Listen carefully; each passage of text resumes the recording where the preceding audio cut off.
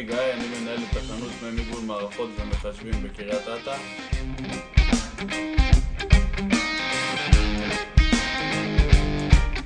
חברת מי מיגון מתעסקת במערכות הזעקה, מצלמות במעגל סגור, אינטרקום ומערכות לגילוי אש.